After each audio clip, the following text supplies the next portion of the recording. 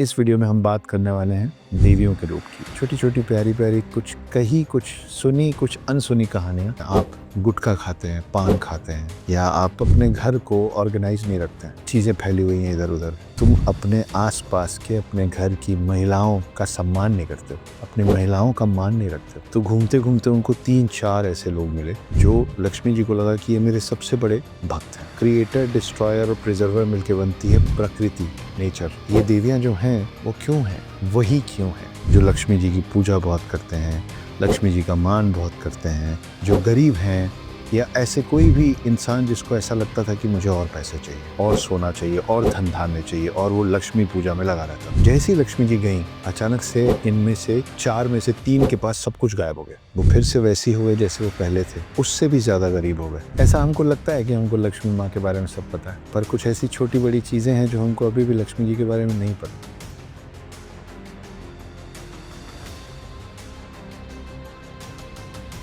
Science तो हम सब ने पढ़ा ही है, थोड़ा बहुत तो पढ़ा ही है। बचपन से हमको साइंस में एक बात पढ़ाई गई है कि इलेक्ट्रॉन, प्रोटॉन और न्यूट्रॉन मिलके बनता है एटम। वैसे ही क्रिएटर, डिस्ट्रॉयर और प्रिजर्वर मिलके बनती है प्रकृति, नेचर। और वैसे ही ब्रह्मा, विष्णु और महेश मिलके बनती है शक्ति। तो इस वीडियो में हम बात करने वाले हैं देवियों के रूप की। छोटी छोटी प्यारी प्यारी कुछ कही, कुछ सुनी, कुछ अनसुनी कहानियां लक्ष्मी जी के बारे में, पार्वती जी के बारे में, काली माँ के बारे में, दुर्गा माँ के बारे में और सरस्वती जी के बारे में। कौन है ये, और ये देवियां जो हैं वो क्यों हैं, वही क्यों हैं। तो इस वीडियो में आप और मैं बात करने वाले हैं इन सारी देवियों की। क्या लगता है हमको कि हमको लक्ष्मी जी के बारे में, लक्ष्मी देवी के बारे में सब पता है? ऐसा हमको लगता है कि हमको लक्ष्मी माँ के बारे में सब पता है, पर कुछ ऐसी छोटी बड़ी चीजें हैं जो हमको अभी भी लक्ष्मी जी के बारे में नहीं पता। ये वो बातें हैं जो हमको बचपन से सिखाई गई, स्कूल में, माता पिता के द्वारा, नाना नानी, दादा दादी, परिवार का हर बड़ा हमको अपने संस्कारों के अंदर इन चीजों को डालने बोलता था। कुछ ने डाल दिया, कुछ ने नहीं डाला। क्या है वो बातें,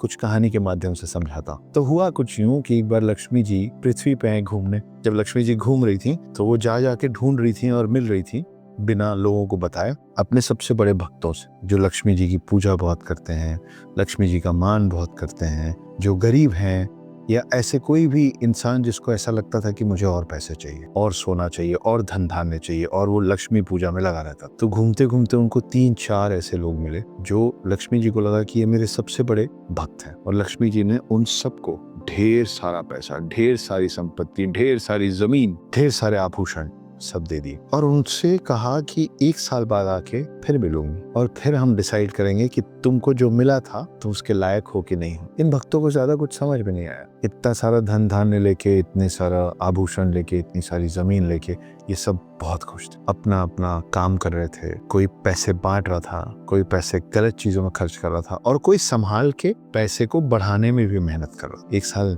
खत्म हुआ, दिवाली के आसपास का फिर से समय आया, और लक्ष्मी जी फिर से आई इन्हीं भक्तों के पास बिना इनको बताए। जब वो आई और अपने सारे इन 3-4 भक्तों को देखी तो कुछ नहीं कहा, देखी, मुस्कुराई और चली। जैसी लक्ष्मी जी गई, अचानक से इनमें से 4 में से 3 के पास सब कुछ गायब हो गया। वो फिर से वैसे ही हुए जैसे वो पहले थे, उससे भी ज्यादा गरीब हो गए। मगर 4 में से एक शख्स था, एक भक्त था, जिसके पास से वो सारी चीजें नहीं गई। तो सब समझने की कोशिश कर रहे थे कि लक्ष्मी जी ने 4 भक्तों को चुना, सब कुछ बराबर दिया, 3 भक्तों से बाद में सब कुछ वापस ले लिया, एक के पास सब कुछ क्यों छोड़ दिया। नारद मुनि आए और उन तीनों को बताया कि उनसे गलती क्या हुई थी। इन 4 में से एक भक्त था जो अपना घर बहुत साफ रखता था, मगर अपना शरीर साफ नहीं रखता था, दांत साफ नहीं रखता था, नहाता नहीं था, उसके पैर रात को सोते वक्त गंदे होते थे, उसके नाखून बढ़े रहते थे। लक्ष्मी जी को सफाई बहुत पसंद है। जहाँ गंदगी होती है वहाँ धन धान्य, वहाँ समृद्धि नहीं होती, वहाँ लक्ष्मी नहीं होती, इसलिए उसके पास से सब ले लिया गया। दूसरे ने कहा, पर मैं तो अपना पूरा शरीर साफ रखता हूँ। तो उससे नारद मुनि ने बताया कि तुम अपना शरीर साफ रखते हो, पर तुम्हारा घर साफ नहीं रहता है, तुम्हारे घर में गंदगी है, तुम्हारा घर साफ नहीं है, तुम्हारा मन साफ नहीं है, इसलिए लक्ष्मी जी वहां से चली गई थी। तीसरे ने बोला, मेरा घर भी साफ है, मेरा मन भी साफ है, मेरा शरीर भी साफ है, उसके बाद मेरे पास से लक्ष्मी जी क्यों चली गई? तो नारद मुनि ने बताया, क्योंकि तुम अपने आसपास के, अपने घर की महिलाओं का सम्मान नहीं करते हो, अपनी महिलाओं का मान नहीं रखते हो। तो अगर आप इसमें से कोई भी ऐसी गलती कर रहे हैं, या आप अपने आसपास की महिलाओं का सम्मान नहीं कर रहे हैं, उनका तिरस्कार कर रहे हैं, उनकी इंसल्ट कर रहे हैं, तू तड़ाक से बात कर रहे हैं, बदतमीजी कर रहे हैं, या आप अपने शरीर का ध्यान नहीं रख रहे हैं, आप गुटखा खाते हैं, पान खाते हैं, या आप अपने शरीर का दूसरे तरीके से ध्यान नहीं रख रहे हैं, और या फिर आप अपने घर को ऑर्गेनाइज नहीं रखते हैं, चीजें फैली हुई हैं इधर उधर, सब तरफ गंदगी मची हुई है। आपके पास कितना भी पैसा होगा, किसी न किसी दिन लक्ष्मी जी आके देखेंगी और रूठ के चली जाएंगी। वो जो चौथा शख्स था ना, वो इनमें से कोई गलती नहीं कर रहा था। उसका मन साफ था, उसका शरीर साफ था, उसका घर साफ था, और वो अपने आसपास की सारी महिलाओं को उनका डिजर्व्ड सम्मान, सारे लोगों को इज्जत देता था। 4 में से 3 के पास चले गए।